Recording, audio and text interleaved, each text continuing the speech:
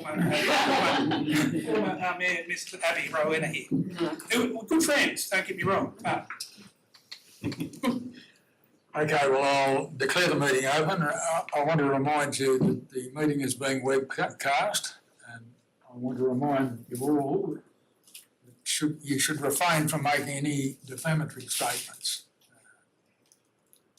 You should refrain from that at any time, I think, but particularly tonight when the meeting is being webcast. Would you join me, please, in acknowledgement of country by standing? I acknowledge that we are meeting on the ancestral land of the Ngunnawal people. I recognise the Ngunnawal as the traditional custodians and pay respect to the elders of the community and their descendants. Now the prayer. Let us be still and remember the presence of God as we commence our meeting. Let us together pray for guidance and help. All say together, Almighty God, we ask your blessing upon this council. Direct and prosper our deliberations to the true welfare of Australia and the people of Yass Valley. Amen.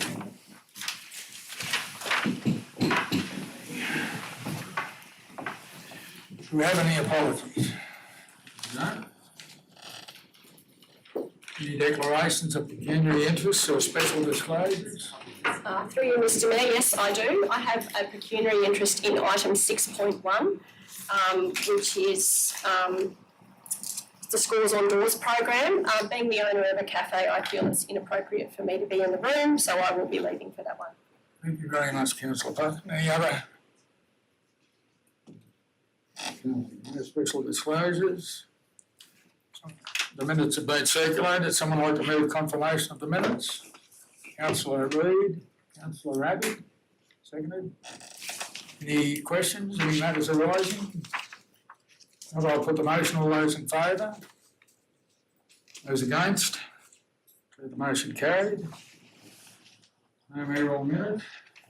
Go straight on to the reports of council. Scores on doors. Councillor, Hoffman. I'd like to move a procedural motion, please. Mayor McGrath. I'd like to move a motion that because we have our speakers here at the moment, they all spoke on 7.1, that we change the order of business and discuss 7.1 straight away. Thank you, Councillor Cameron. Do we have a seconder? Councillor Jones.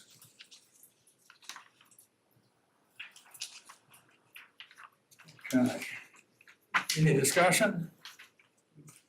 No. I'll put the motion. All those in favour?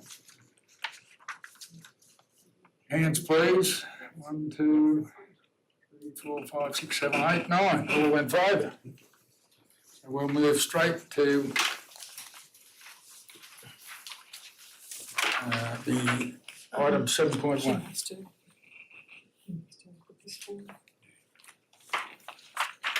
Thank you, Mr. Mayor. Oh, sorry. Can I just make a point? I just want to talk about, sorry to jump in, Councillor Turner. I'm just surprised that this motion is so badly worded. It's not really sort of in any sort of official format. Yeah.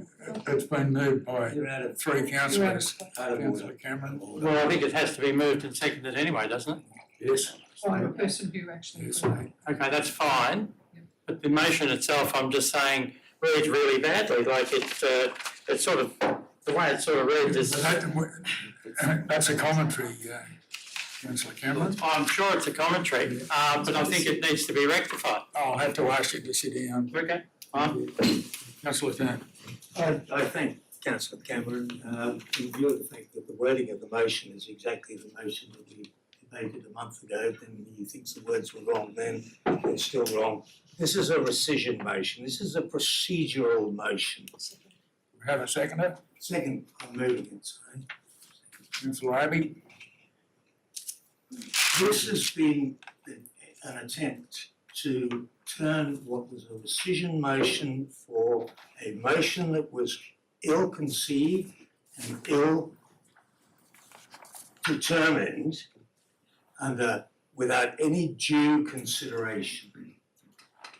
This is an attempt to rectify a procedural matter that was done wrong a month ago, an admission that it was done wrong, gives us an opportunity to straighten it out. It has nothing, and I repeat, nothing to do with the emotive issue and the slurs of racism that have been slung around in the social media, myself included, being called a racist for daring to bring this up. It is a matter of due process. Due process was not followed. The Aboriginal community was not consulted. The RSL was not consulted. The general public was not consulted. There was no consultation in this in any shape, form, or kind. The correct procedure would have been to refer this to the Aboriginal Advisory Committee. It should have been referred to the Soldiers Memorial Hall Committee and in all probability the Main Street Committee. The fact that I happen to chair two of those committees and I'm on the third makes me feel personally responsible for the fact that these have been thrown out on an emotive and racist causes, saying that we are doing something wrong. The correct procedure was followed. From the motion, the flag was erected. The problem with that is that this is a process that says once the flag is up, anyone who wants to pull it down is a racist. And the social media has leapt on board. This has been manipulated. The social media frenzy that has been brought about by this is absolutely horrendous. I thank Councillor Cameron, who assures us that there are 171 likes, and now we're told probably 200 likes. There are 17,243 people who live in the Yass Valley who were not consulted. The fact that there are 200 people who've gone on Facebook thinking it's a good idea means absolutely nothing. There is no check and balance that says those people even live in the Yass Valley. And if you want any proof of who the people are, you won't get it, because if you Google Kim Turner, you'll discover 25 of them who live, and they range from authors to everything else. And I know for certain that there is a false Kim Turner Facebook presence in Facebook. It is the most manipulated social media in history. We're dealing here with a procedural matter of a motion that was ill-conceived and beautifully motivated, as I said on the day. Great flag, absolutely everything agreed. There's protocols there that says when the flag should be flown. Nobody's saying that it should not be flown. There is not a place where it is being flown 24/7 anywhere in town. I drove down Anzac Parade yesterday, not one flag. There was one flag at the back of the memorial hanging on a crane in a Eureka flag type situation. It's not that we don't want it flown at the Memorial Hall. It has been flown at the Memorial Hall on many, many, many occasions. But as Michael says, ask the people, ask the community. We did neither of those. We didn't ask the people and we didn't ask the community. And Mayor Abbey is absolutely correct. This is a wrong decision. We need to have a rescission motion to set us back to where we were a month ago, and then we can do it properly. We can discuss it with the people as per my foreshadowed motion at that stage. I commend this. Thank you, Councillor Turner. Speakers against, Councillor Cameron. Thank you, Mayor McGrath, for giving me the opportunity to speak against the rescission motion. I've got 3 points to make, but before I get on to those 3 points, I'd just like to say I was surprised when Councillor Turner was discussing this at the last meeting. He never referred to the Aboriginal community that he's in charge of in terms of the advisory committee. You actually said, we'll contact the RSL and will contact the wider community. But you never ever once mentioned the Aboriginal people or the committee that you discussed. Point of order, Mr. Mayor. If you carefully go to the transcript, I said that there should be a conversation with all the parties concerned. All the parties concerned. Yeah. Start with the Aboriginal community and finish with the rest of the community. I beg to differ. I beg to differ on that. And I think that you actually, the only specific group that you mentioned was the RSL. The only specific group, okay? And you're in charge, in theory, of the Advisory Committee for Indigenous People. Anyway, 3 points I would like to make quickly. And I take Mayor Abbey's point that maybe consultation for the last 9 years wasn't great, and that's what some of us ran on when we ran for council. But council, first point I would like to make, council needs to make decisions. In December, we had an election, and there were 9 of us who were elected. Cost $100,000, if I remember right, or plus. I think it was badly run, but that's another story. But I think we were elected, and we were established by that election by the Yass Valley community to have the right and the responsibility to make decisions on their behalf. I agree consultation is important. This council is doing a lot of it. We've got 3 master plans at the moment, and they're all out for consultation. Before that, we had policies being generated and being discussed and put out for consultation. I think we're doing a lot of consultation. But we don't have to consult on everything. And I think we need to be aware that consultation does have its limits, and I think we can make decisions. In the past, this council often had strong arguments and people would vote in different ways. But one of the things that really impressed me, because I used to come to some of these meetings, one of the things that impressed me that when the council had made the decision, the councillors then went out and backed that decision.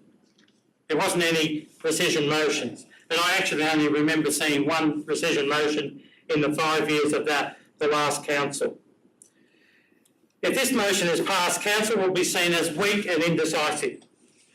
In America, the worst thing you can call a politician is a flip-flop person. And that has destroyed careers. As soon as you say that, the person is indecisive, they can't make decisions, and the consequence is they don't get elected. I think this council is much better than that, and we shouldn't change our decision because of a vocal minority. And I think it is a minority, and not everyone in the community. Secondly, I think we made the right decision.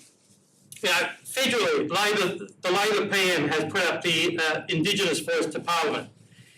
In the state, the Liberal Premier has put an Indigenous flag on the Sydney Harbour Bridge, and he stood firm. And there's criticisms of the cost of $25 million, but he stood firm. And locally, the Mayor put a motion forward to place the Indigenous flag in front of the hall. What does this indicate? I think it indicates that the Australian community is changing, and that includes our local community. Thank you, Councillor Turner, for mentioning the 171 likes and the 70 hearts. You forgot to mention the number of hugs, mainly because I didn't put that in. And that was last week on the Yass notice board. I agree with you. Social media is a trap, it's a silo, you often hear different things. But I have noticed that the Yass notice board does reflect a lot of the opinions of this community. And you've got to be very aware that if you step out of line, you're going to get trampled on. I suggest that Mayor McGrath has rightly read the community on this issue. We have had a backlash though, and that's a shame. The third point I'd like to make is how if we pass this rescission motion, how will people outside the Yass Valley perceive us as a community? I believe that the Yass Valley is a very accepting and diverse community, and I think it's becoming more and more like that. If the motion is successful, how will we be seen? And I think Councillor Turner has been describing some of the things that are on Facebook about racism, etc. Maybe, thank you. Okay, maybe. I'm hoping that that's not the case, but I'm worried that there is a backlash going to occur. I've already been contacted by a Canberra radio station to have a conversation about this already. So I think it's an issue that people are concerned about outside of this community. And if we're looking at population growth as the future for this community, we've got to think about what our image is and whether it's positive or negative. Thank you, Mayor. Thank you, Councillor Cameron. Speaker for the motion. I'd like to speak, I'm one of those flip-flop colleagues, I'm afraid. I'd like to speak for both for and against this motion, and then I'll vote when I've heard everybody else's conversation. Against the rescission is that, and I agree with Councillor Cameron, that we made a vote a month ago. We should stand by that, and I think up till now we did. We decided on putting the flag up, and we did.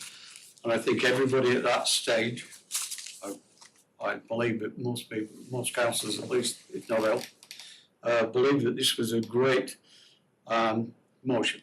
That this is something we should really do to show reconciliation. And I'd like to make the distinction there between reconciliation and the War Memorial.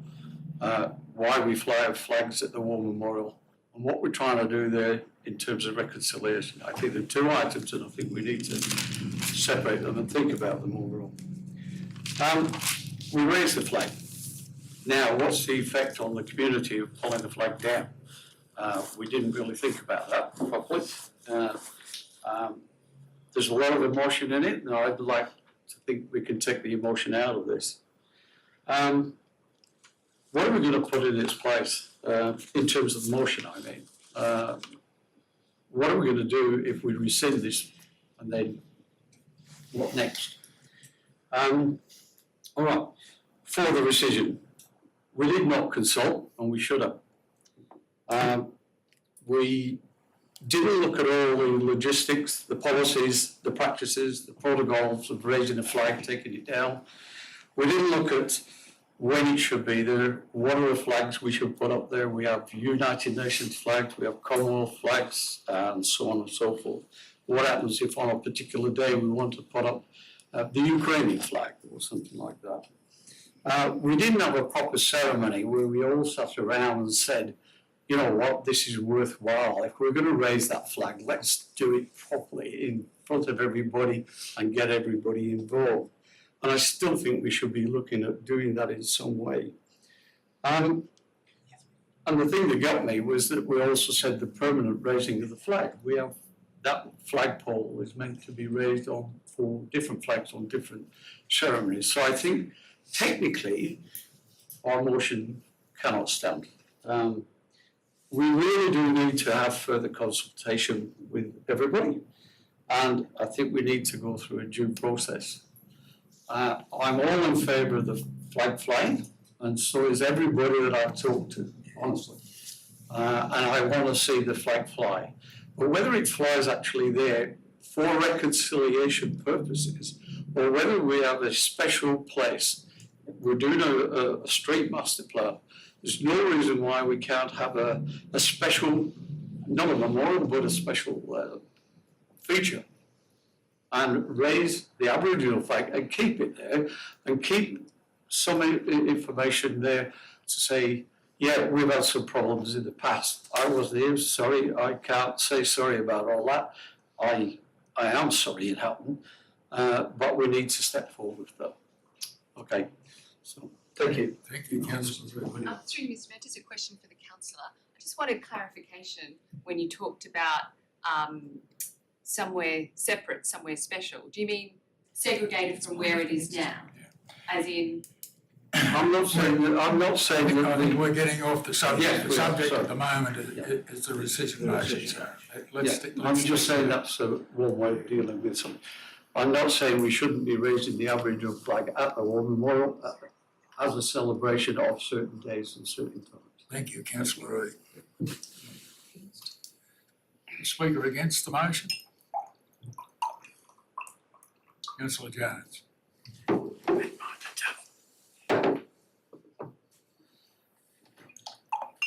Because because you don't like it, doesn't make it wrong. There's nothing illegal about the motion that we put forward a month ago. In fact, there's everything to celebrate about that motion. We can all walk a bit straighter down the main street when we look at that. Anything this rescission motion has to do, it has to prove that what we did last month was not right, not fair and illegal. Something that our staff can't enact, perhaps because we don't own the land. Well, that's how many Indigenous people feel how they were treated for a very, very long time. And the whole point of putting it up right there was to acknowledge their place at the very heart of our society. I've asked the Director of Infrastructure, where do we stand on that? Because there's been a lot of posturing from certain quarters as to that's our land, that's our flagpoles. The advice that I've received is that the area in question is in the road reserve, so it's managed under the Roads Act, making it council-owned land.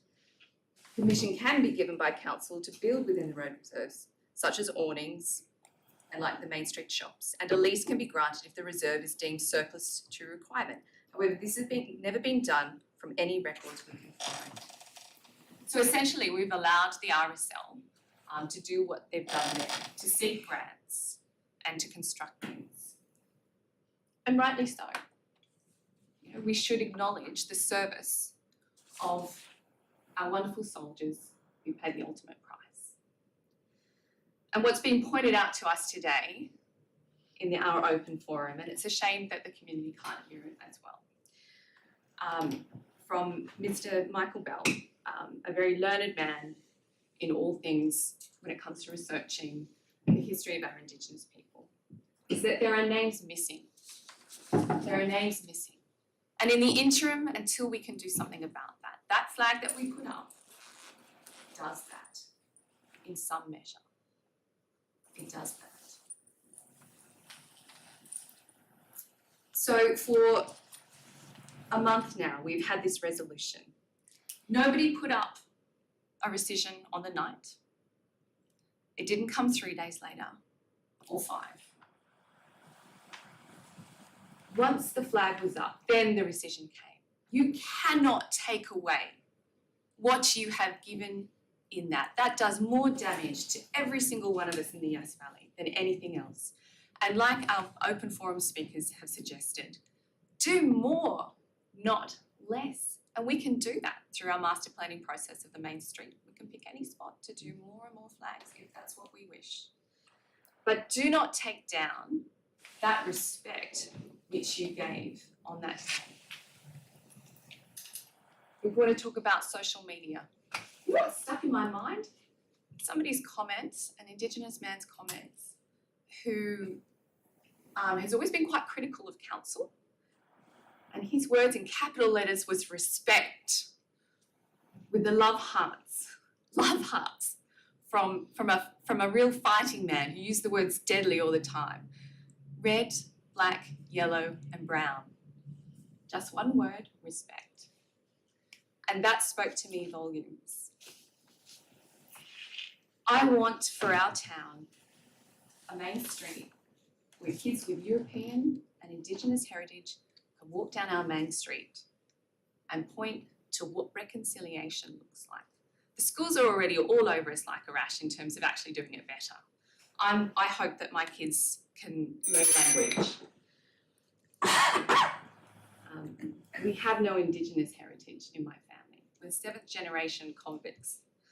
And when I see what we are doing, we are restoring the heritage in this motion. So protect it.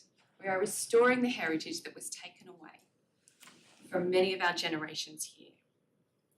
And they didn't just go to war. They survived the occupation of their own country. They survived it, and then they paid the ultimate sacrifice. And many of their names are not even on that memorial. So leave the flag. Let's go and do some community consultation afterwards. We have all the powers at our disposal to make that happen through our master planning process from the main street. But in the meantime, do not take that flag down.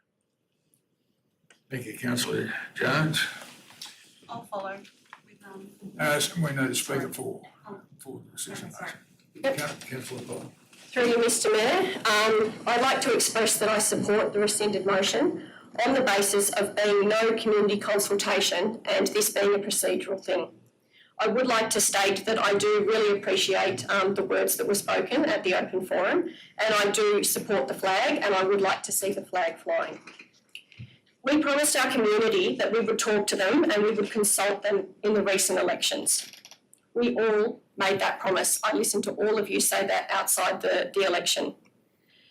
I believe this rescinded motion provides the opportunity to do that before bringing this back to council for a decision to be made.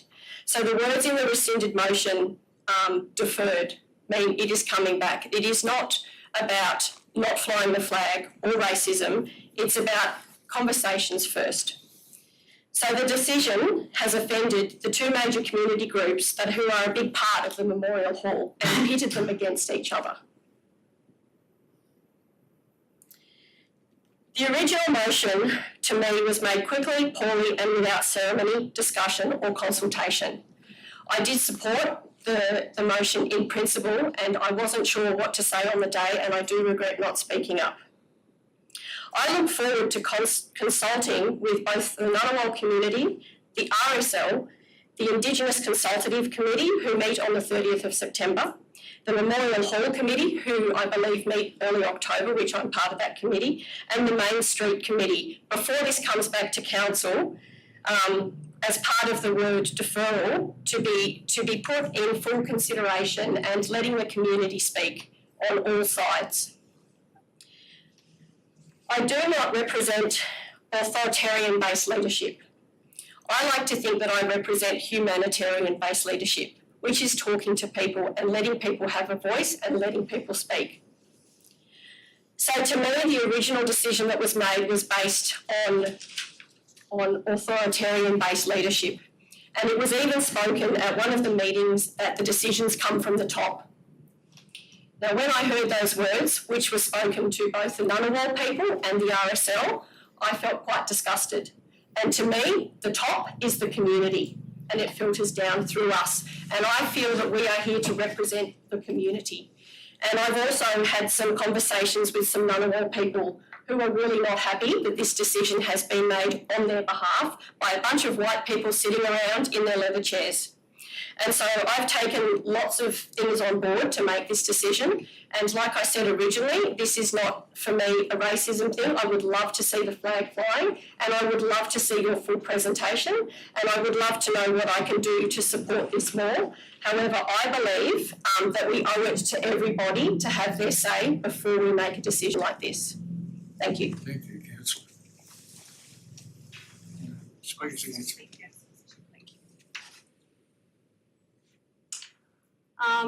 So,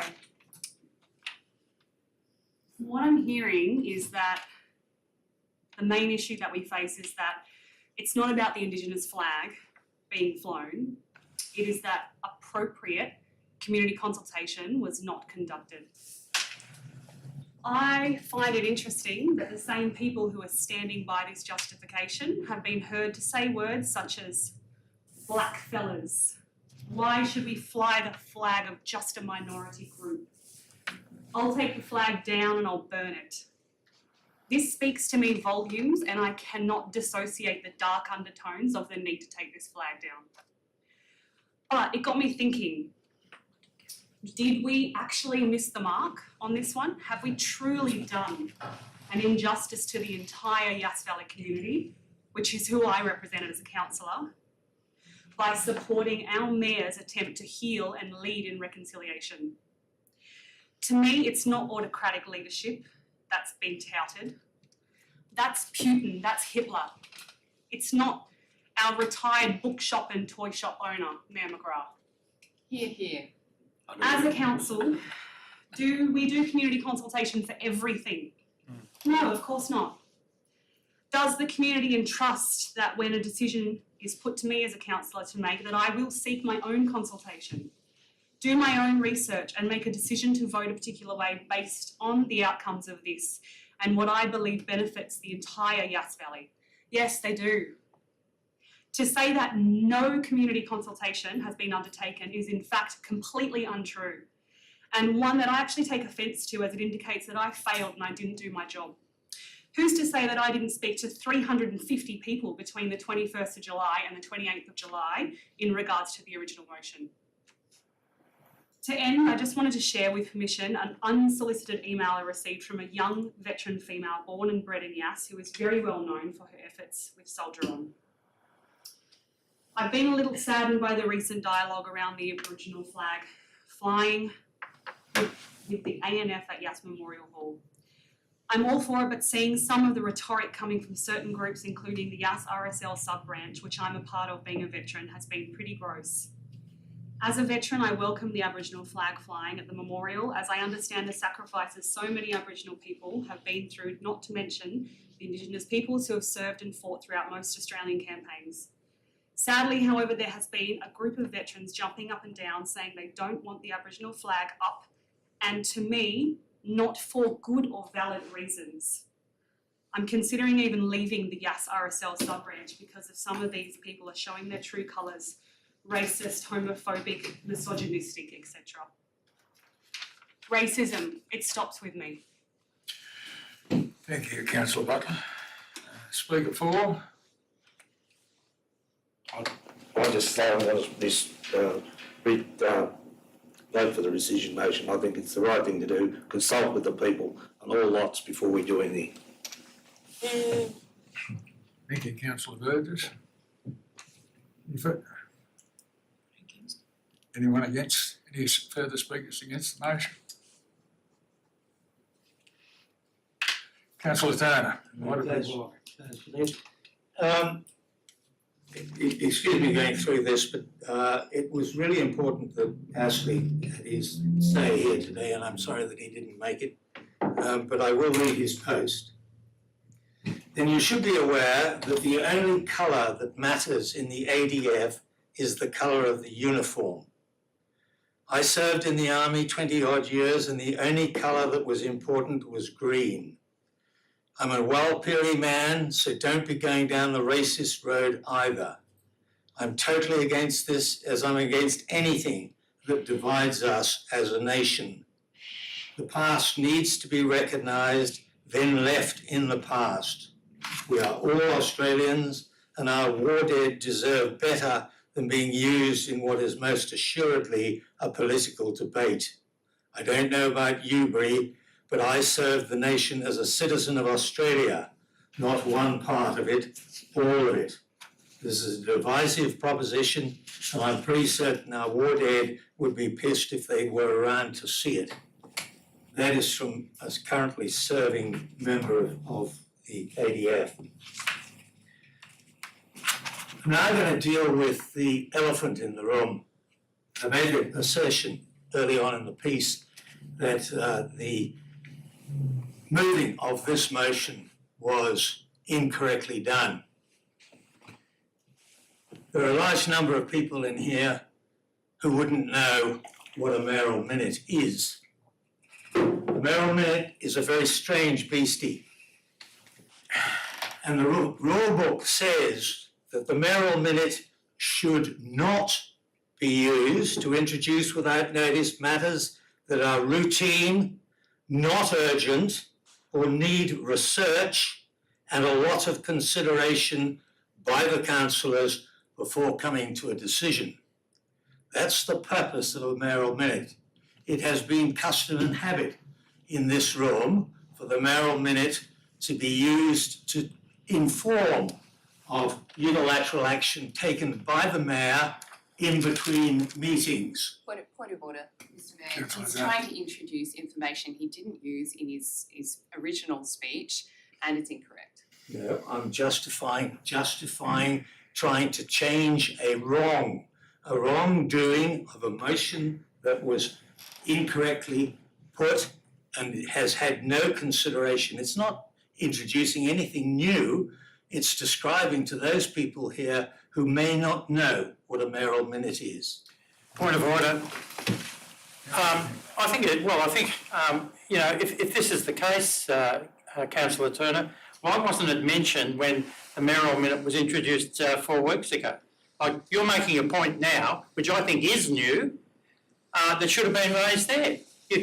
You argued against the mayoral minute, but you didn't make any point about the procedural aspects of it. Excuse me, that is not a point of order. A point of order is one of procedure and making sure that we're doing the right thing in a meeting. Thank you. This is procedure. And I thank you for bringing that up, but it involved research, which I have done since I have consulted a number of people on this. And it's nothing new, it is merely a description. It has been, and I'm telling those people who are new here what has been custom and habit. Custom and habit has been used to inform something that has happened, an emergency or whatever, which is brought to council beforehand, or it is used to introduce something that is so important and so urgent that it must be dealt with without following the due process of law. I, as you know, am a very firm proponent of the rule of law in this room. I have the greatest respect for the chair and I have the greatest respect for the institution of local government, and it was shredded a month ago, and we have an opportunity now to rectify that and start again and debate this issue the way it should be debated. And if we come to the same conclusion, so be it. I will welcome that exactly the same as everybody else, because that's the democratic process. But we must be seen in this community to take consideration of the 17,243 other people in this community, not for less than 1%. Okay. Thank you, Councillor Turner. Well, I think I'll put the vote and the motion and the rescission motion to the vote without any further discussion. Could I just ask if Ask a the question. foreshadowed motion is still a foreshadowed motion? We're just We're just dealing with the rescission motion at this point in time.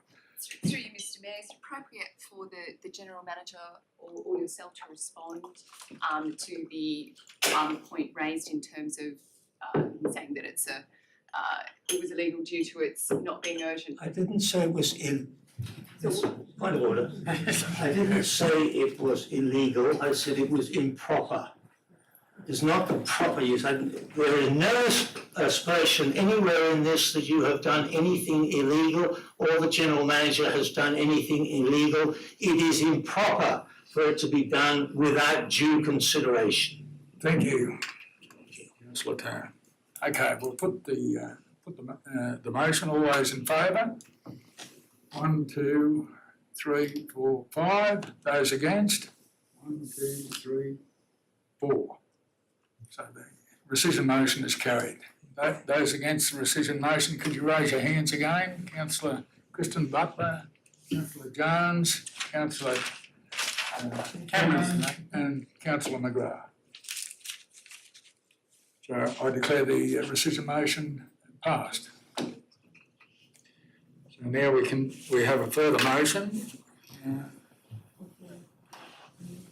Councillor Cameron? I have a query.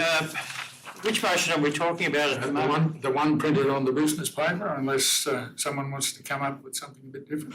Well, I have a bit of a concern about that motion in that. You're going to amend it? No. I'd like for it to be cancelled. I don't think the motion has been. To be put for a amendment, we can only be cancelled if it's moved and seconded. Okay, do we have a mover of the motion? Because it's printed on the business paper. And that's one of my concerns. There is no mover and there's no seconder. Okay. And that's against, as Councillor Turner would tell us, that's against the rules. Through you, Mr. Mayor, Sit down. I'm happy to step into the breach if that helps. Mr. Mayor, I'd like to move the following motion. The council continues to fly the Aboriginal flag outside the Yass Soldiers Memorial Hall while community consultation is undertaken, including identifying any need for additional flagpoles in the CBD. The consultation process results are to be the basis of a report to council for consideration and to inform the Main Street master planning process. Do we have a seconder? Councillor Reid? Okay, do you want us to speak to the motion, Councillor Jones? It was brought to our attention earlier tonight, and I'm kind of flabbergasted that I'm moving this motion, because as it was pointed out to us in open forum by Mr. Michael Bell, in 2012, Council did an extraordinary amount of consultation, and Council in 2012 agreed to put the Aboriginal flag on the exterior of the building of the Memorial Hall. Now, we've had time to do a lot of things on top of the Memorial Hall since then. Every year we've put up Christmas decorations. We had no issues with occupational health and safety to achieve that. But in the meantime, we have not delivered on this. And that's on me as a councillor who's been in this role for 10 years. So tonight, I hope to rectify that. I hope that we can bring some healing after the words of tonight's previous motion have been heard. I hope that we can show the due respect.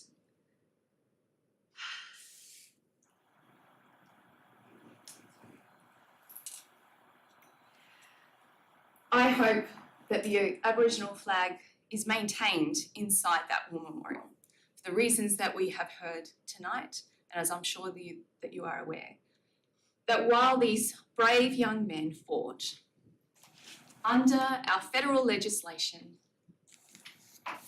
they were classified as fauna. They had no human status in our society. I want to tell you a part of the sermon that I listened to from Reverend Judy Haggart last Sunday, and it stayed with me all week. Because when the flag went up, I went down and I sat underneath it. And I thought, how do I feel about this as a Christian? This is in a shrine space. And I said, I feel absolutely fine. This is exactly what healing should be about. This is a Christian thing to do. And the anecdote was from Luke. And it tells of when Jesus healed a woman, a very elderly woman with a hunchback. We're not told why she was crippled. And he healed her on the Sabbath. And back then there was like 800 rules, like the 10 Commandments had blown out to about 800. And when he healed her on the Sabbath, and she was a nobody in that society, she was a woman in a synagogue that was for men only, she was off to the side, he brought her forward and healed her. And then he was criticised by the synagogue leaders. How could you do that? You're working on the Sabbath. And he said, you're hypocrites. Of course I can heal her on the Sabbath. Don't you untie your ox out of the stable and lead it to water? But not only did he do that, he just didn't leave it with the healing. He restored her heritage and called her a daughter of Abraham in front of all these men. And he gave her her pride back.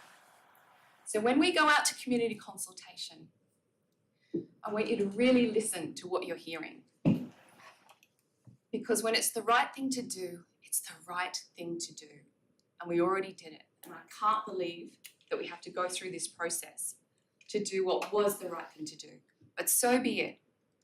And I hope you keep your ears open, because I've had counsellors around this room tell me, we're bloody everywhere, the effing black fellas. Counsellors around this room, one, told me that. And you know who you are. And I feel ashamed.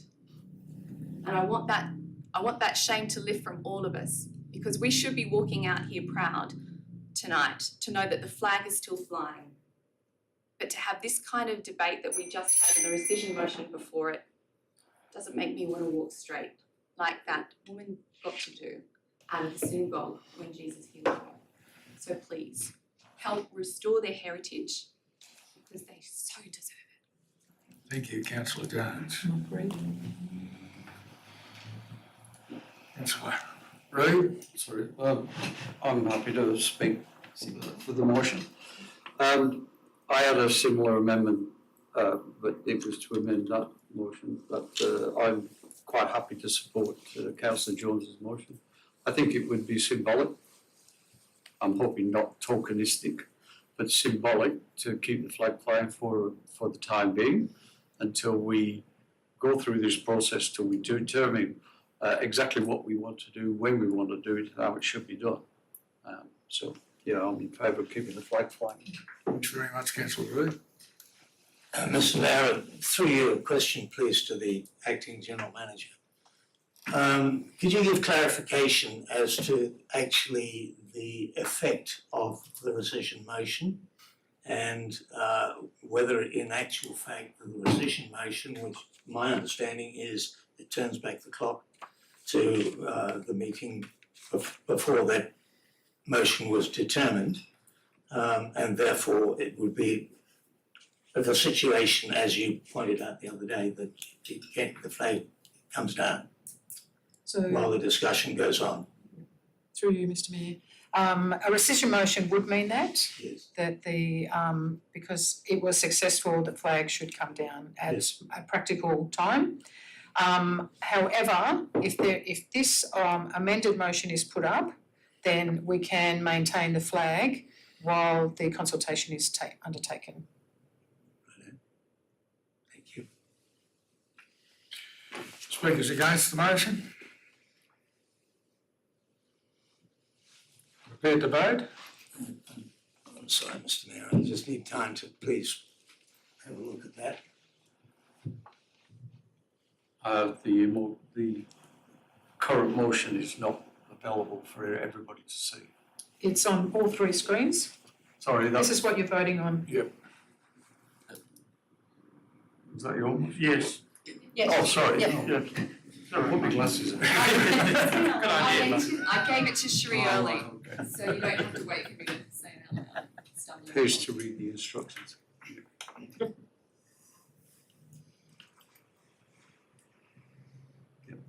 It's substantially the foreshadowed motion other than the flying of the flag. Okay. Can I close? Councillor Jones. We're a very new council. We're all getting to know each other.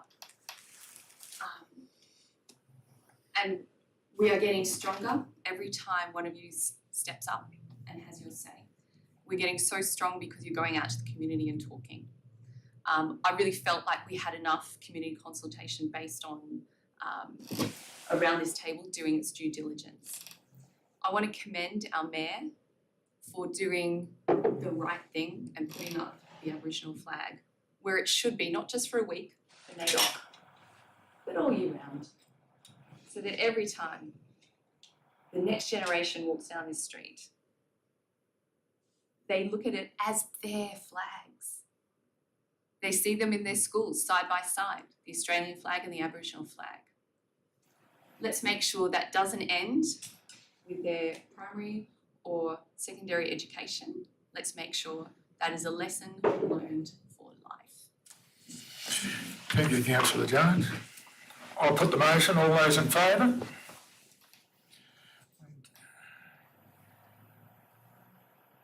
Councillor Reid, Councillor Cameron, Councillor Jones, Councillor Butler, Councillor Abbey and Councillor McGrath. Those engaged? Councillor Burgess, Councillor Potham and Councillor Turner. Okay, well, thanks very much, councillors. No, bro. Am I allowed to do that?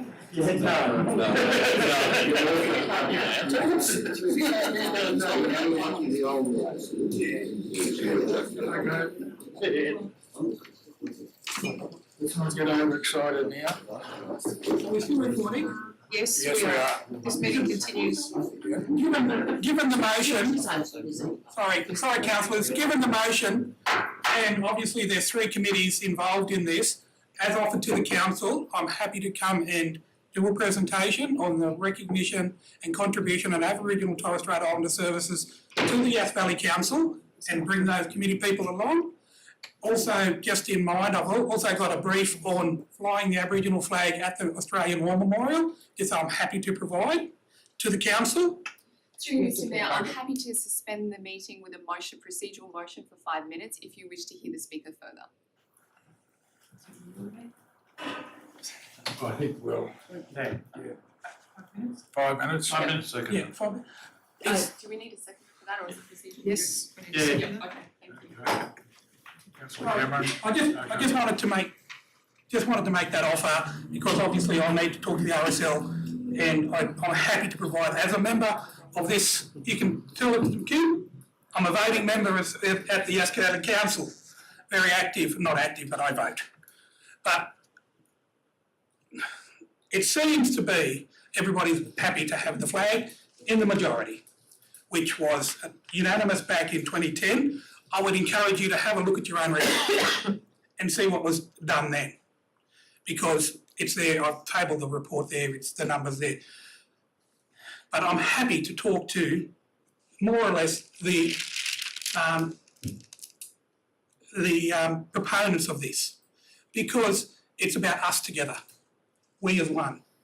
It's not their flag, it's our flag. It's the language. Words are powerful.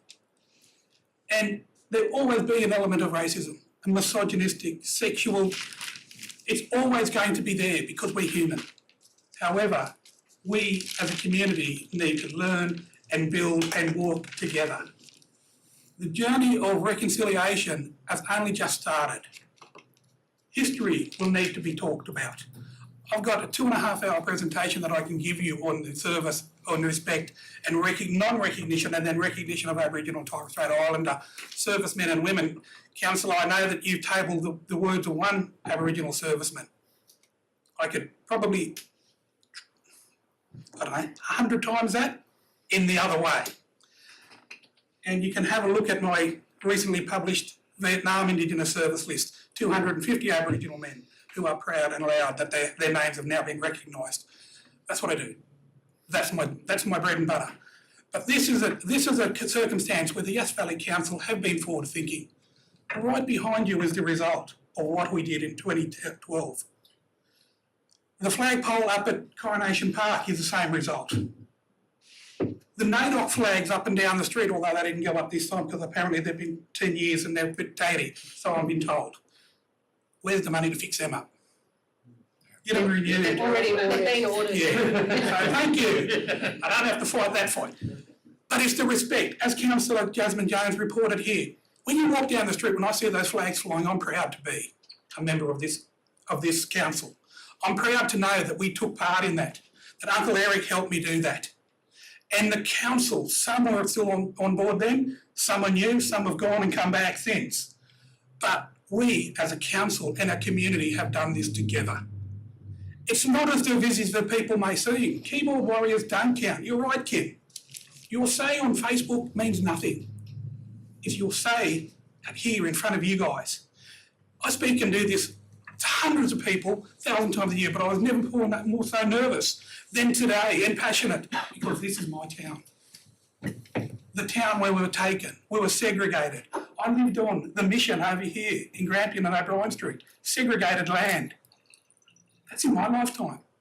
I had to survive the stolen generations because I'm a light-skinned Aboriginal man. And our council have acknowledged that in the past. Our council, the Yass Valley Council, were forward thinking. They come to the community and said, we're having some problems, come and help us. They reached out and we took their hand. Uncle Eric Bell was the leader in that. That's what we need to go to.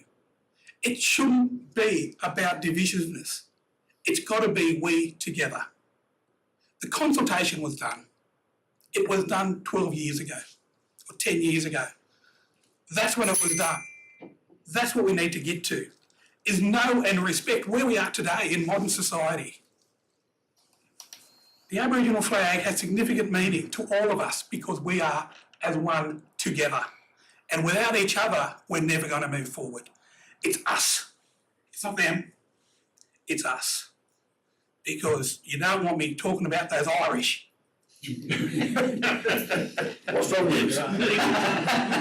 Last councillor. So that's what this is. The second motion shouldn't have been needed because the first motion shouldn't have got up. The first motion shouldn't have been needed a month ago because we'd already done it 10 years ago. Yeah. So, Thank you, Michael. so thank you very much. And Jasmine, one thing for you, you shake your tree hard enough, a blackfella's going to fall out.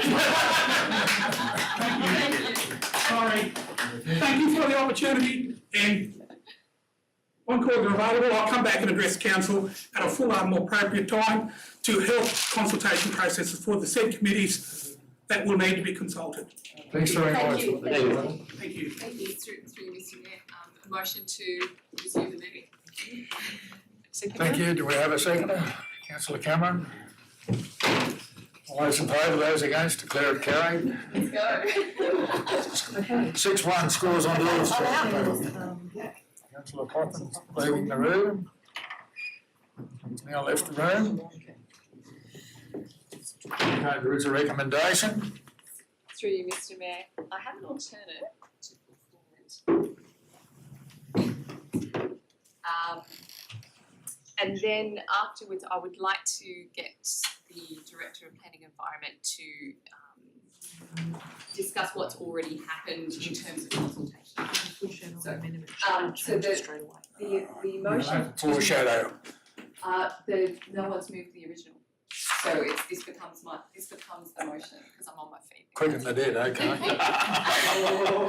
See, I've got springs in my feet. She's been here Someone's before. done this before. She's ready. So that the scores on doors, that the scores on doors program be adopted for food businesses to promote compliance with hygiene and food safety standards, promote consumer trust in food businesses, and to further the reputation and economy of food businesses in Yass Valley. And that 2, that Scores on Doors program be promoted to all food businesses and the community prior to its commencement. And what that would look like would be certainly a Q&A with interested stakeholders. We have a seconder? Councillor Reid? Rather than speaking to the motion straight away, I'd like to ask our director, because in my back and forth questions to her, she's been terrific in letting me know about the fact that this is not new information for our local food outlets, that the Scores on Doors program has been something that our compliance officers have been speaking for a while to them about. Thank you. Through you, Mr Mayor.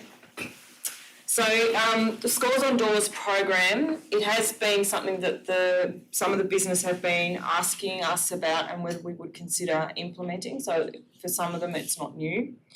And through the Food Premises Assessment Report, which is the documentation we use when we're doing food inspections, that actually has at the bottom of it details of the star rating, and the environmental health officers, when they're doing the inspection, will inform the business owner that, you know, if we were participating in the Scores Indoors program, they would get a certain score rating as part of their inspection. So we have regular contact with our food premises. Our environmental health officers do an excellent job with them. They maintain an email database, so they are providing information to these businesses all the time as it becomes available. So we're more than happy to undertake a promotion of food businesses, to promote the program to the food businesses before it commences, and to put some information out into the community as well. Just by way of statistics, so we have an understanding of how food premises are generally performing, and if we had the Scores on Doors program. So we have 85 food premises within Yass Valley. Of the ones inspected, so 81 were inspected in the 2021 financial year.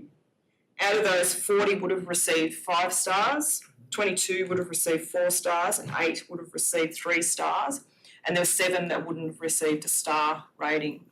So essentially, out of the 81 that were inspected, it's something like 77 would have received a certificate that they could have displayed in their business.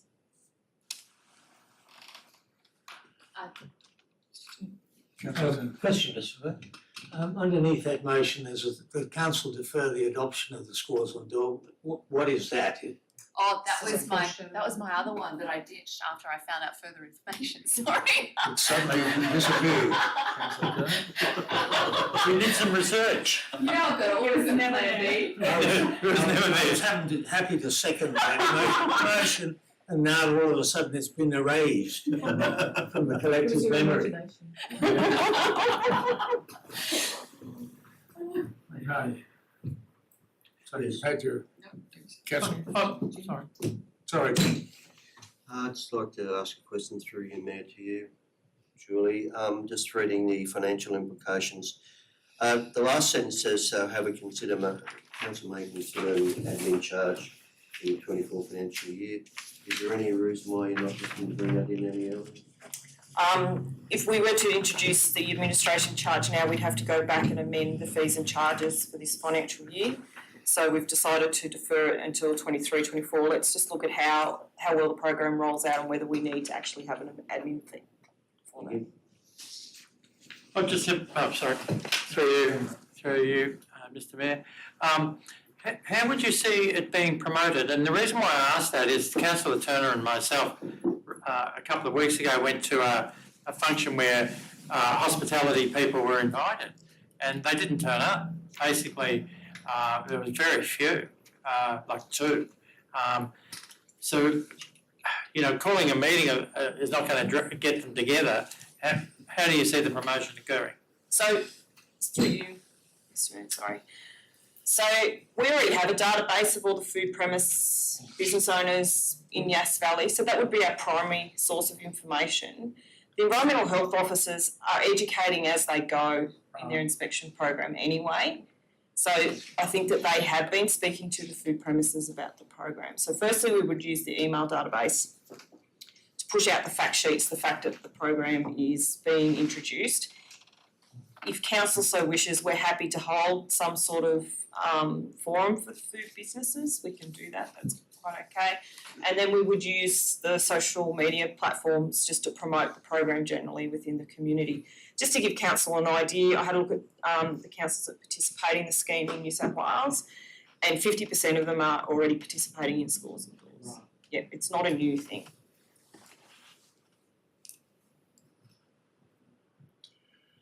Okay. Just in closing, I want to point out that this is strictly voluntary. You can actually get the rating done and choose not to put up your 5-star sticker should you want to. However, what I really see, having asked the question of how many would fail this test, I was so pleased to see that we are already doing so well. Only 7 wouldn't get a sticker. So we should be encouraging our venues to put this on their door so that tourists and residents alike can know confidently that they're walking into a place that has been inspected. It's a win for us, it's a win for the cafes.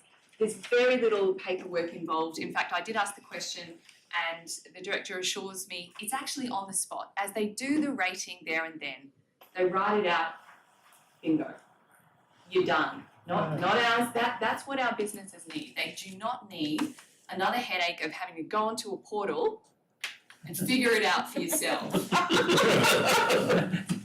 And if we're talking about the New South Wales planning, and just to make it fun, we'll make sure it definitely doesn't work anyway, no matter how you use it.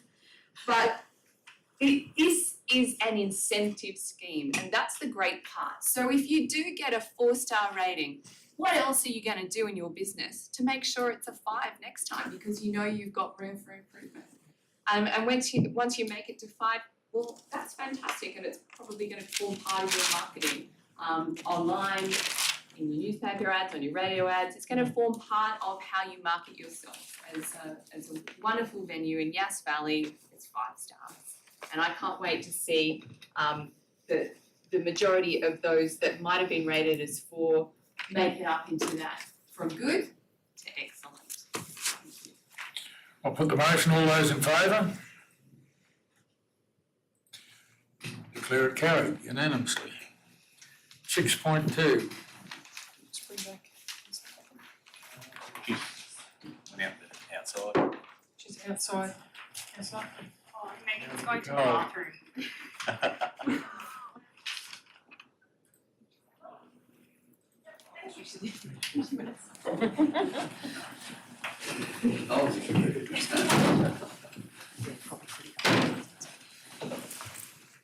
Thank you, councillors. 6.2 is a recommendation.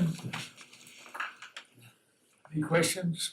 Someone like to move the recommendation? Councillor Abbey, Councillor Reid, any discussion? All those in favour? Those against? I Declare the motion carried. 6.3. Six monthly progress reporting on the delivery program. Recommendation. That'll be noted. Councillor Turner, seconded. Councillor Reid. Questions? Yeah. Only got 5. Through you, Mr Mayor, just asked the Acting General Manager some questions about the monthly progress report. Right. Okay, I'll keep standing for a while.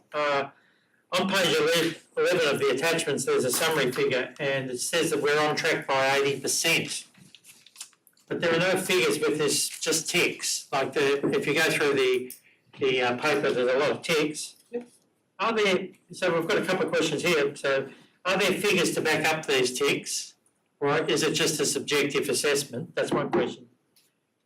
And how is the summary of 80% arrived at? Is it just sort of counting up the ticks compared to the other things or whatever? So through you, Mr Mayor, the calculations for the percentages, the symbols are used as points, and it is a matter of counting each of the points and dividing it between the 100%. All right. So, but in some of those situations, there are figures behind them, like to justify why you make that judgment, or is it a bit more subjective than?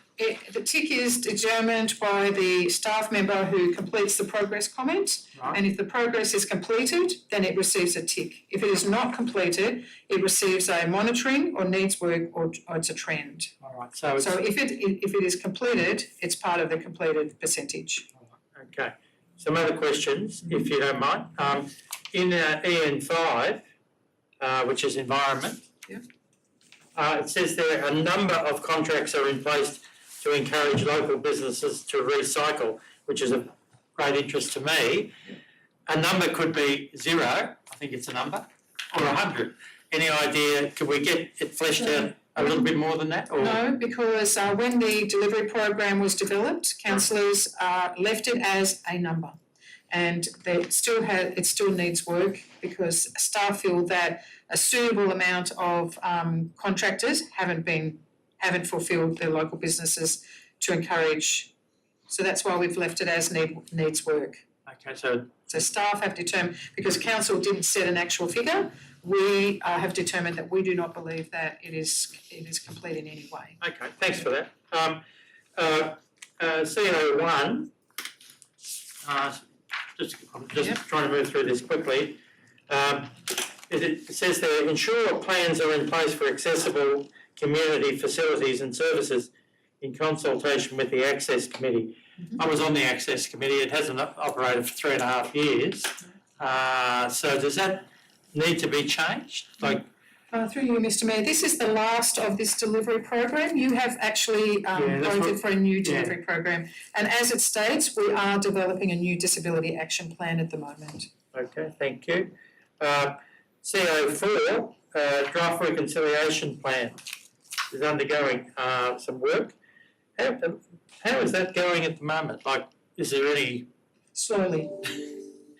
Is my honest answer. No, that's fair enough. I'm just. We are working on it, but it's very slow. So it's something the Indigenous Committee. We will be taking it to the Aboriginal Advisory Committee, yes. Okay. The other thing, CL1.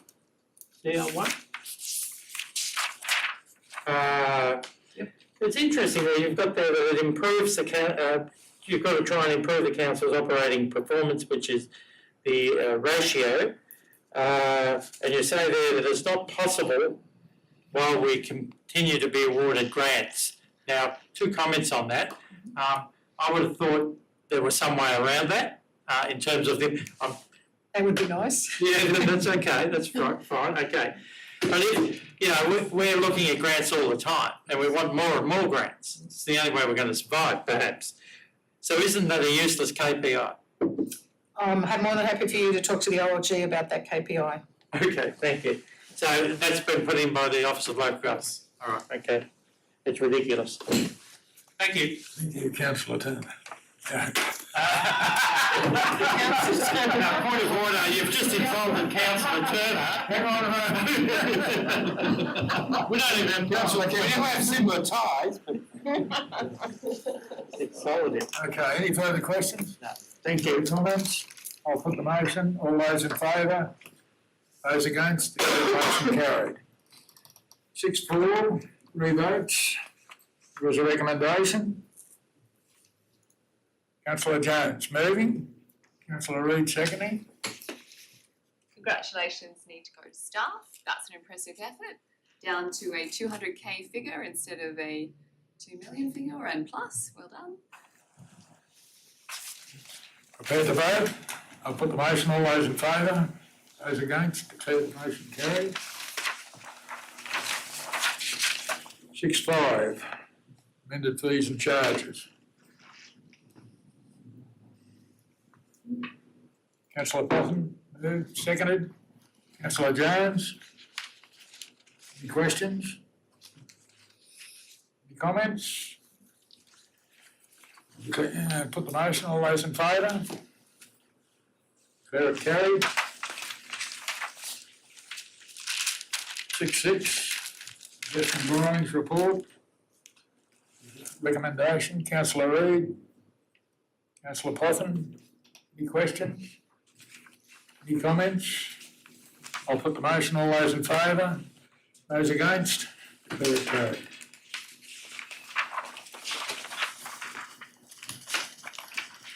6-7, draft annual financial statements. Someone like to move the recommendation? Councillor Abbey, have a seconder? Councillor Potham? Question? Yeah, look, I have a question through you, Mr Mayor, to the Acting General Manager. I believe that we've lost our CFO, Chief Financial Officer, recently, and I would have imagined that that would have caused a lot of pressure on getting these sort of documents completed. So what you've got there is, when completed, these documents are going forward. So the question is there a mandatory due date for these to go in? That's the first question. Second question, if there is, will we meet it? And the implications if we don't. Thank you. Through you, Mr Chair, Mr Mayor. At the end of the report, it actually does state that we're required to have the documents in by the 31st of October, and we do not feel that we will make that date. We've had discussions today with the auditors, and we're applying for an extension to the 31st of December. The reason that we haven't put a date on when the auditors will come, because it will be now when they're free, once the auditors are finished, because we're going into the Christmas, January period, so it will most probably be February, but they couldn't commit to that. Thank you. Any further questions? Ready to vote? All those in favour? Those against? Declare the motion carried.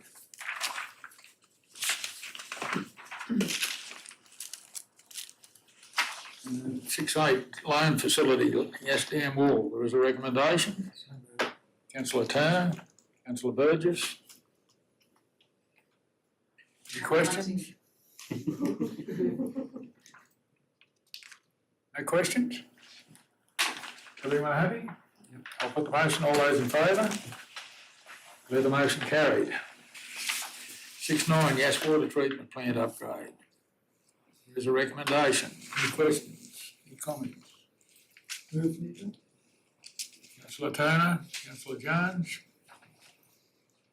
Through you, Mr Mayor, if we could have a brief update from the Director of Infrastructure as to where conversations with that, because it's still a mystery to me as to why the Department of Water and Infrastructure can't, at the state level, I should clarify for anyone listening, that with our ageing infrastructure, and I'm not sure how many extreme events we're up to, but it could be shy of a dozen.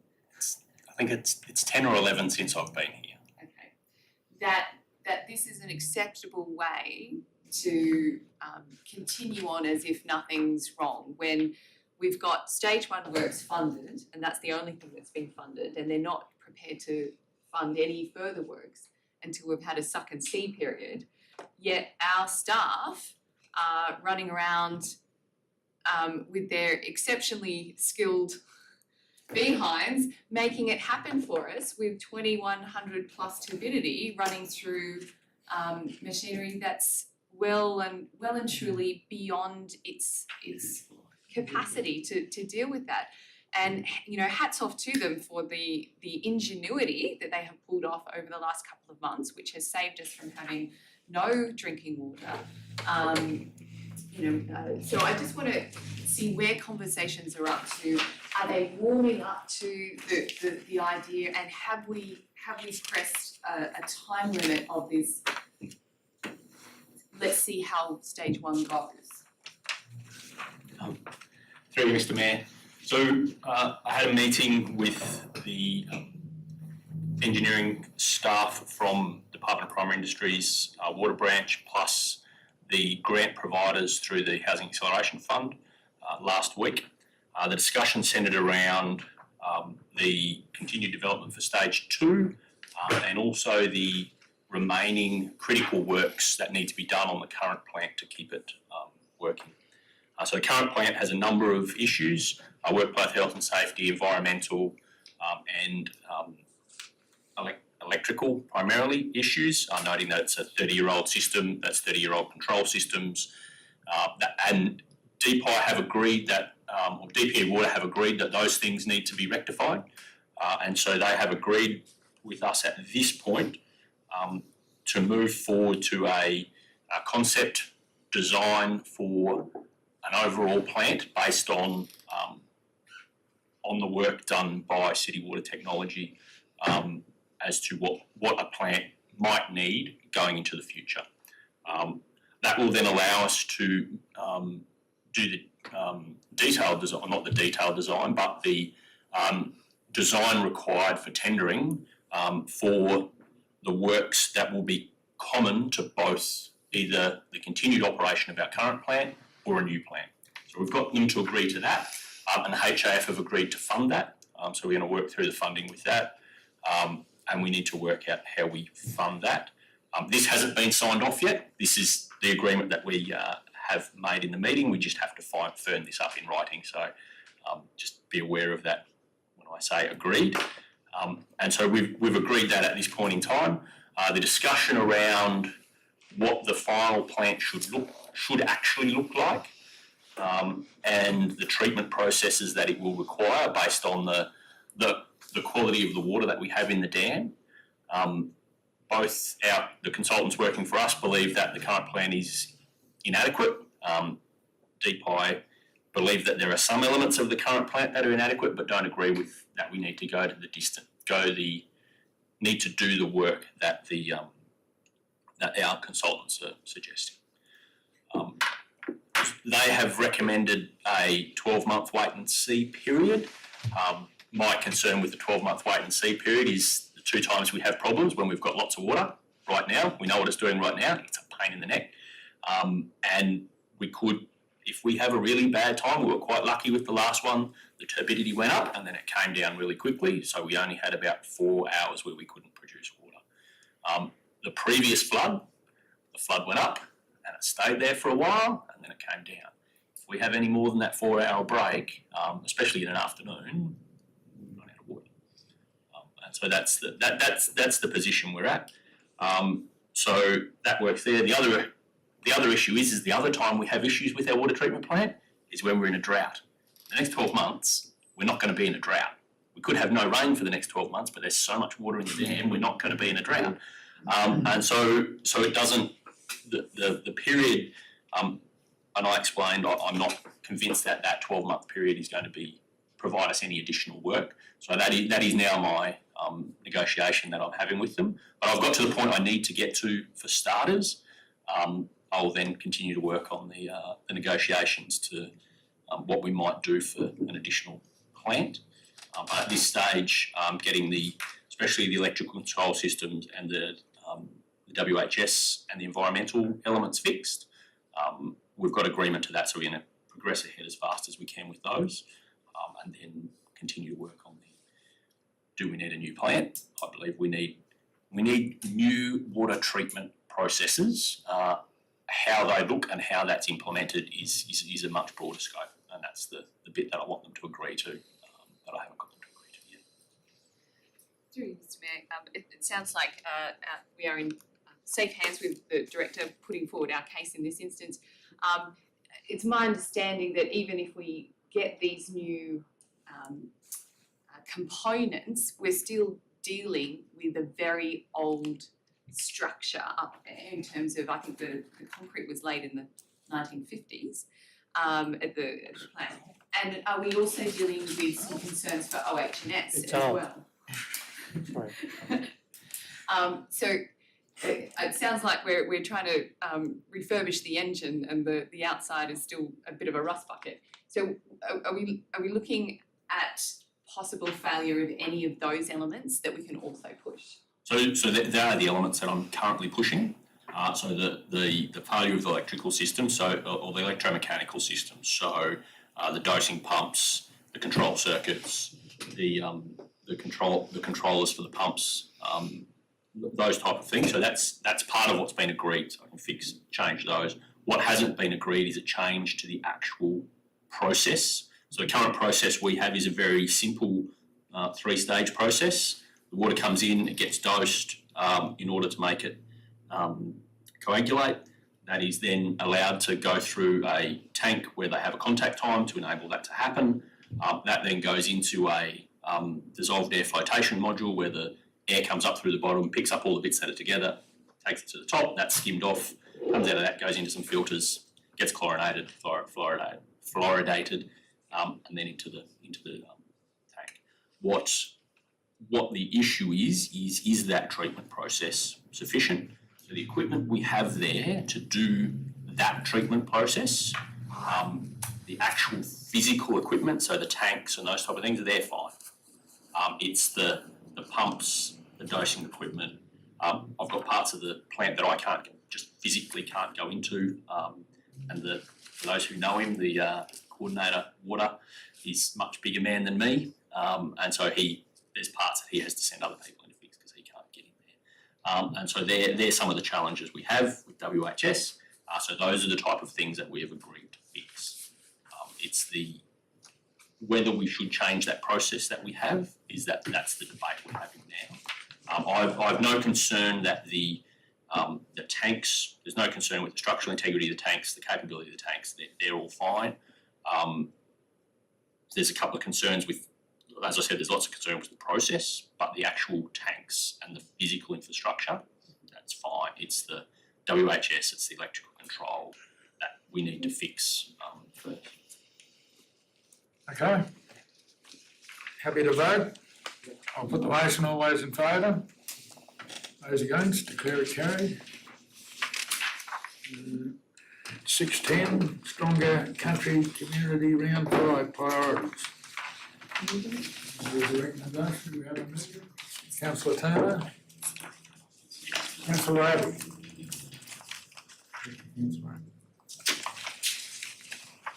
Any discussion? Sorry, Mr. Mayor, could I suggest some amendments to this? You can suggest. Just get on my feet and get my glasses on.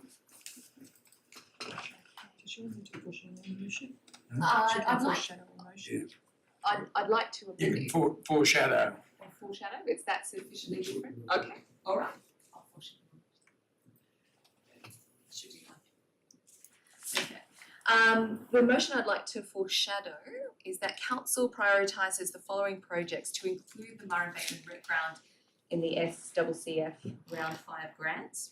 So it would include the Yass Community Centre upgrade for 250k, the Wee Jasper Park and Playground upgrade for 200k, and that's tying into the master planning process.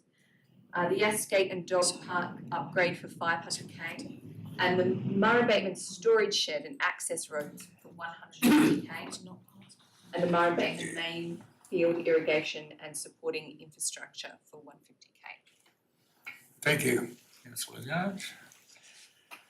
Councillor Turner, do you wish to speak your motion? The recommendation?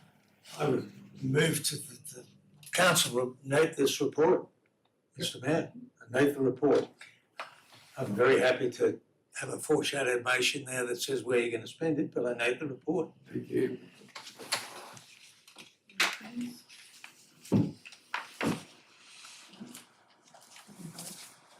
Okay. Prepared to vote? All those in favour? Noting the report. Noting the Just report. noting the report. Sorry, I'm really confused. I'm confused too. So, Thank through you. Mr Yeah, Chair, perhaps councillor Jones has foreshadowed a motion, but we are voting on the recommendation that is in the report. If that is not successful, then we can move to discuss and vote on councillor Jones's motion. So you're actually voting for the original motion at the moment. A question if I might. Councillor Reid. What happens from here if we simply note the report? That the priorities are priorities and that's it? That's right. Right, thank It's you. the same as adopting the report. Through you, Mr Mayor, can I ask a question as well?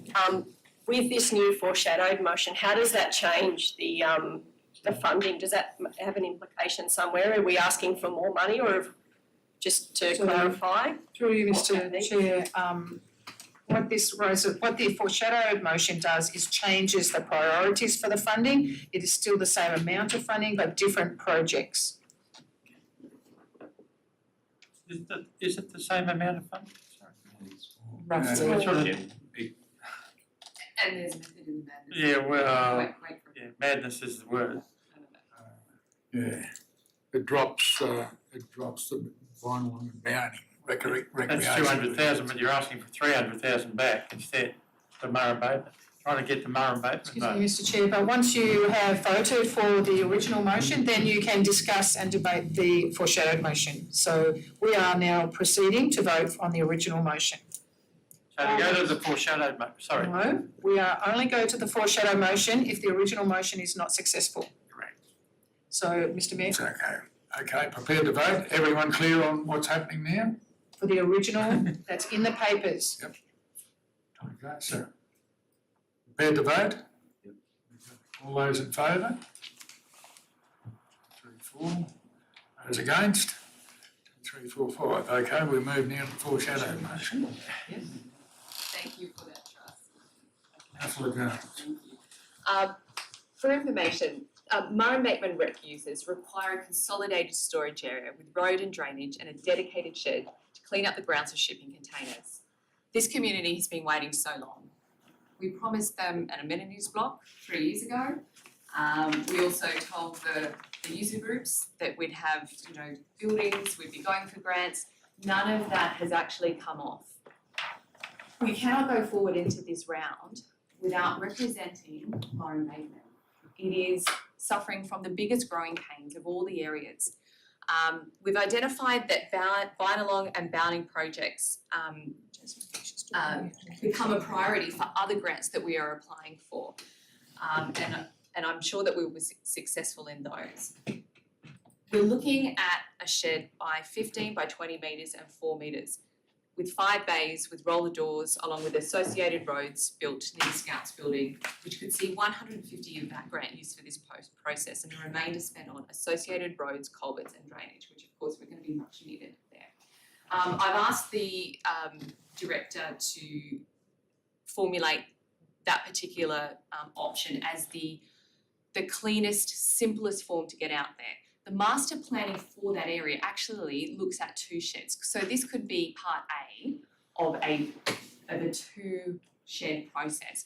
This will only satisfy some of the user groups over there. It's unlikely to satisfy, for example, the dance company that will need the shed to be closest to where they're currently situated. And I'll get our Murray Bateman base councillors to talk further on this. The reason why I think we should put these in the mix is that we are not in control of this grant process. They could knock out, for example, Yass Skate Park at 500k, and then we have nothing left on the priority list that we've identified and agreed to as a council. So I think in doing this, we're not saying that Binalong and Bounding aren't our priority. We're saying we've identified other funding avenues to go and chase them. Let's get Murray Bateman in the mix. We have an amenities block that we can't afford out there. We've got a grant for a couple of $100K and it's going to cost us over $1 million. We need to be working in that, and the staff are doing their very best to try and tidy up that space so we can go for bigger grants for that. And there's work that we think we can do with the equestrian grounds there using some of that money. I hope that comes off. But where are we at with sorting out that field? We just had a grand final in Canberra and we had Murray Bateman and Yass playing. Murray Bateman Eagles, Yass Roos, held across the border because we don't have a good enough field. We need irrigation on that field, not just for those sports, but for everything that's held there. And that, you know, that area was compacted for years through the use of the pony clubs and horses. That arena needs so much work. We've got little athletics out there, and during my time as having two kids running in that, at least one strapping up of the ankle had to occur because a bit of a divot. It's not the grandest, and it needs so much help. Maybe community group will go for one of these grants, and God bless them because they'll get more money than us. But let's put it in the lineup first. And if it turns out that the Murray Bateman Eagles are going to go in for this round, no problem. You can just drop one of our projects off our list because we don't have to have it in until September 22. So let's give them something to work with, and I'm sure the shuffling of the decks will happen in case a community group's going for the same money that we're putting in there for the irrigation. But definitely the shed. They've all got gear coming out their ears over there and need something to put it. Thanks, councillor Jones. I can't recall who seconded that motion. Oh, it would have been me. Councillor Reid, thank you, councillor Reid. I'll ask the director to comment on this proposal. Yeah, it's your shed. Or at least you got a bag. So as we've gone through this, as we've gone through the process, you will have seen that we've developed strategic plan and asset management plans for all the assets that we have, and we continue to work on those. When we've gone through to pick the things that need to come for grants, they've all come from our asset management plans and our strategic plans, and they're all the priorities within those areas. The two additional ones that Councillor Jones has asked for there, the Murray Bateman storage sheds and the Murray Bateman irrigation, are both medium priorities on the Murray Bateman rec grounds strategic plan. All of the high priorities have been lined up for delivery. As Councillor Jones pointed out, the cost that has come back for the amenities building has come back greater than the grant that we have available, and we, due to the conditions on the SCCF round 3 grant, we cannot use the round 5 grant to top up that grant. So we're working through with SCCF at this point in time as to how we might use the funding that we can't spend on the round 3 grants in order to shore up some other grants that we have for work at Murray Bateman Rec Ground, because we're spending the grant at the same problem. Don't know how that's going to go yet, but that's what we've requested. The Bonnelong and Bowning rec ground ceiling is something else we've already put in for in other grants. We do apply for a number of things. We apply for multiple grants for the same thing, knowing that we'll win some, we'll lose some. Every now and again we get lucky and win all of them, and we have to hand one back, but that's only happened once while I've been here so far. So we'll continue to do that as we do with everything. But these are straight from the plans that we already have. So there's nothing here that we are not prepared for, well, nothing here that we don't see as part of one of the plans to deliver. We hadn't planned to deliver the storage shed quite so quickly, but I have a design and I have a cost and I have quotes back for it already. That's what came in just while we were in the meeting earlier, so it's ready to go. Through Mr Mayor, I just have a couple of questions because I thought we confirmed on Tuesday that the Murray Bateman Eagles were applying for that grant as well. So to me that looks like a double up, and we'd already had that conversation, which is why Bonnelong and Bowning were chosen for this. And you've just answered my other part of the question was, well, which funding is that? Because part of that conversation just wiped them under the carpet, which I don't think is very fair. Just confirming that, because we had already said they were definitely applying for that grant. So is that true? My apologies. They had applied for a different grant. We spoke to them today. They haven't yet applied for this one. Okay. They were going to apply for another one later in the year, in the same round, had they not got this one, but they haven't applied for this one and they hadn't indicated that. Okay, that's why I voted the way I did before, because I assumed that was a double up, but thank you for clarification. Councillor Tan. Thank you, Mr Mayor. I can't support that foreshadowed motion. You can't simply take Bynalong and Barning out of the equation and say they have every likelihood of applying for the grant in their own right. They are small communities. The chance of them getting a grant is absolutely Buckley's or none when you're up against the weight of a Murrum-Bateman. Murrum-Bateman is in a much, much better situation to apply for a grant and get that grant. And to take Barning and Bynalong out of the equation is an absolute insult to a small section of the community who are too small to represent themselves. And I'll represent them. Through you, Mr Mayor, for clarification, could we have Councillor from the Burgess. director a comment about we've applied? Okay. Well, Councillor I Burgess. think it's pretty rude to try and get rid of Bynalong and Barning out there, little communities like Councillor Turner said, they're back where they've got no hope of getting anything. And Murrum-Bateman's that big out there, it's like Gundaroo, it's big too. Not as big as Murrum-Bateman, but it can get things. The people are probably, I'm not going to say this, but the people are probably more highly educated out there than the people out that way. That's what I think. I think it's rude. Councillor Burgess. Now you wanted to ask. Oh, the sorry, director. through you, Mr Mayor, I just wanted to clarify that we've already applied for Bounding and Bynalong already through a different Through the grant process. Crown Reserve. So grant fund. we've actually applied, like we have for those projects. For the same projects? Yeah. So that would be a double up then. Yeah, they're doubling Okay, up. well, there you go. Just as Murrum-Bateman. Mr Mayor, I would like the Director of Infrastructure to outline how many projects we currently have on the books for Murrum-Bateman that we have been unable to complete in the last 4 to 5 years. So Murrum-Bateman Rec Ground has the master plan, took a while to get in place.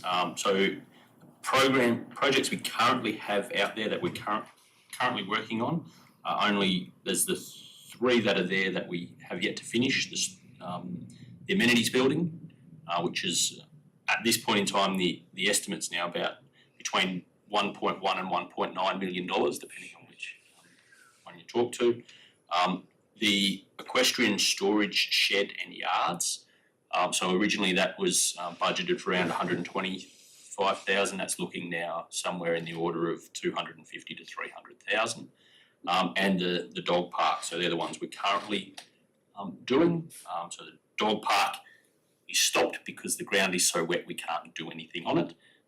We just need to wait for it to dry so we can actually do those type of things.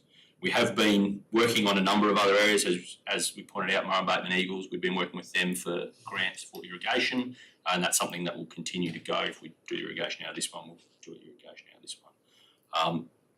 Jones's Park, we had originally applied for a grant out at Jones's Park when we weren't confident of getting additional play spaces in Murrum-Bateman. We've since been told that we may receive additional funding from the local federal through the local federal member for a larger playground in Murrum-Bateman. So we're working with the open space strategy to find a location for that to build a playground. We've also applied for grants for Murrum-Bateman for upgrades to the public toilet there and for sealing of, have to help me with this one, Councillor Reid, drum log drive, sorry, I had drumwood drive for some reason. I just call it the track around the football field. So we've also been working with tennis to come up with a plan for a multi-purpose undercover sporting facility. And hopefully we will have an answer on that one soon, but that is the planning for that needs to be done before we can apply for any grants, so the planning for that is being done. So that's what we're working on at Murrum-Bateman. There's a fairly long list there. There's even a longer list in the master plan, but they're the ones we're focusing on trying to get to at the moment. However, we still haven't actually achieved any of them. We haven't achieved any of them, no. And that's the problem at Murrum-Bateman. They've just taken us a long time to do anything. Thank you. Can I'll ask another question. So through you, Mr Mayor, just another quick question is, do you, through the Director of Infrastructure, do you have an idea of what projects are being done in Bowning and Bynalong at the moment? So through you, Mr Mayor, so Bowning, push off the top, no, Bowning, we are currently doing an upgraded amenities building with a new septic system, and we've applied for a grant for upgrading their roads and a new playground. Bynalong, we're not doing any work at Bynalong at the moment. We've just finished an amenities building out there. We've applied for a grant for some work out there as well, plus the most thing at Bynalong is the safety. For those who don't know, the Burley Griffin Way runs straight past the Bynalong Rec Ground out there, and that's there's no fence between Burley Griffin Way and the playground, so we're trying to get a fence for the playground out there. Sorry, question. And just in your opinion, James, would you say that the ratio of infrastructure that Bowning and Bynalong have to the population in Bowning and Bynalong would be sufficient to the ratio of infrastructure that Murray Bateman has from a population perspective? That's a curly one. Good question, no? I'm sorry, I try not. I'd just like that to be noted on record. I try not to make value judgments. I leave that to the councillors to make value judgments. Sure. Through you, Mr Mayor, I'd like to close if I can. It's about to bite us in Murray Bateman. We have 4,000 people in the Murray Bateman district. Our own settlement strategy says we're going to grow that to 10,000. And I believe that's conservative. We're also looking at a water strategy to potentially bring water from Canberra or whatever else falls in our lap in that area. We need infrastructure on the ground. One of our biggest complaints as we push things up to the state and federal government is that you didn't plan. You didn't build a big enough school or a school when we needed it, or you haven't finished the duplication of the Barton Highway. We've got all these people here, plus tourists. So what can we do to heal some of that growing pains of one of the largest areas in terms of growth for Yass? And it's going to be because it's got the greenfield sites, whereas Yass has limited greenfield sites, and we're going to have to do backfill and brownfield site development here. We need to take charge of this now. There is going to be a school opening 2023. And if you think that they're not going to use the Murray Bateman rec grounds for their soccer and their athletics carnival, think again. This is where they're going to have to go.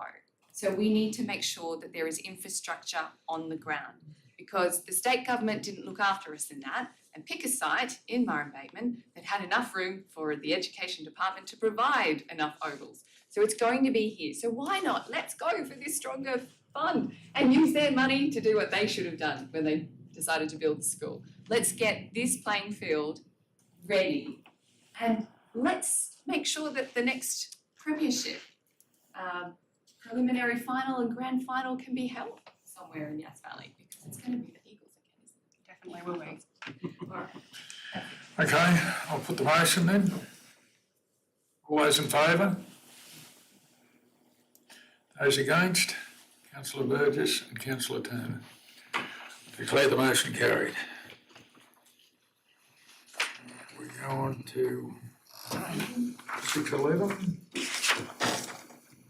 which is the Murray Bateman Road damage. There is a recommendation. I'd like to move the recommendation. Councillor Reid. We have a seconder? Councillor Abbey. Any discussion? Comments? Through you, Mr Mayor. Yeah. Which option are you going with? 1, 2, 3, which one? So through you, Mr Mayor, so option one, so the requirement under the natural disaster funding is that we replace like for like unless we can't. Okay. As long as you're not shutting that road. No. That's the most important thing, not to me, other people. Any other questions? Through you, Mr Mr Mayor. I think it's probably important that we elaborate on the fact that we can't go the 725 because it's over and above the emergency funding and the tender process, and if we want to get this road open and working and safe, this is what we need to do. I've grilled the director on what about the 4-pipe option, what about a 3-pipe option, and everything leads us back to we need to get this done using the emergency funding. We don't have anything left in the kitty, and there's no movement from the state government yet to actually declare us a disaster area to even try and chalk it up to the 725, even if we wanted to. So let's get this done. I'm being assured by the director that the head wall work is enough to not see this happen again, that it's not the 2 pipes that failed, but I'll let you use the technical terms. I'm out of my head. Okay, prepare to vote. I'll put the motion. All those in favour? Those against? Declare it carried.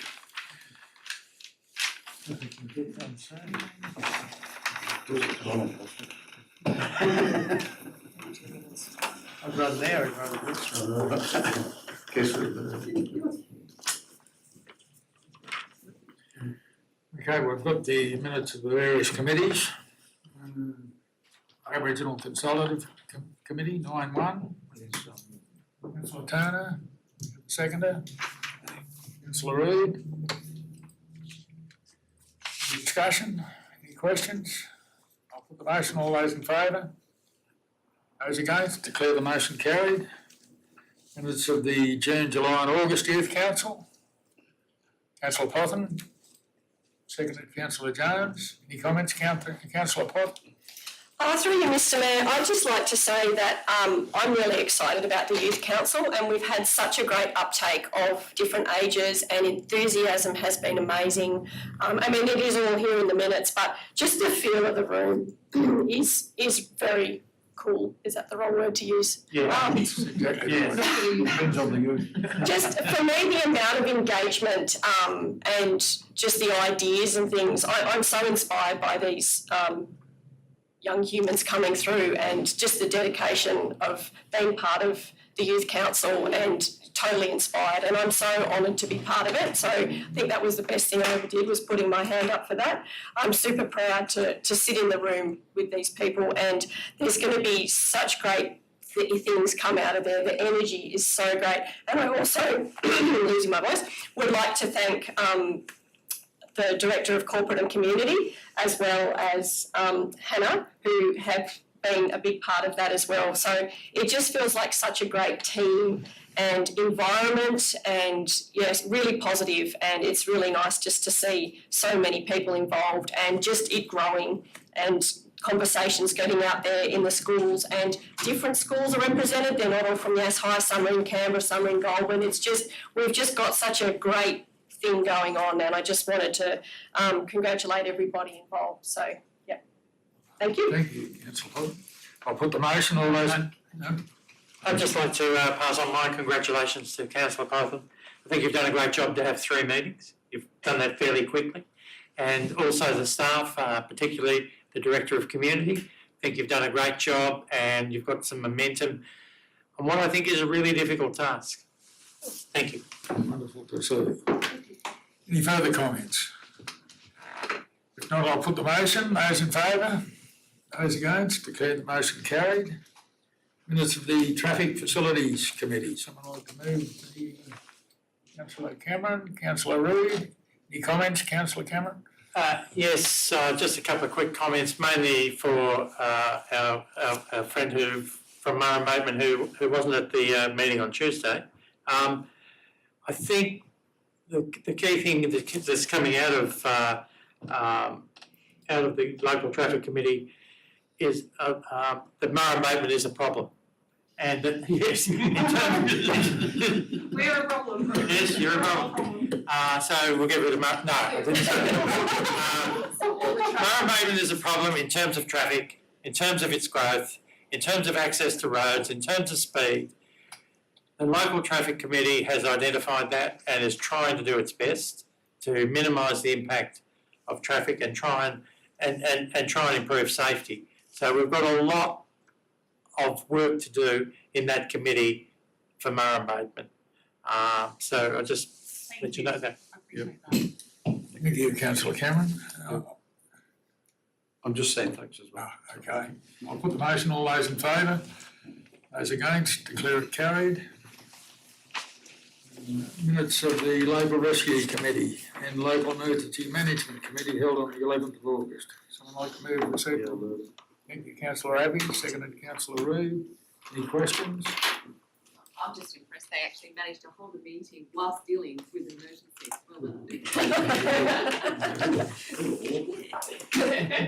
I'll put the motion, all those in favour? Those, councillor Burgess, you? Yeah. Thank you. All those in favour, those against, declare the motion carried. Okay, there's no further business. Declare the meeting closed. Thank you very much for your attendance. Thank you.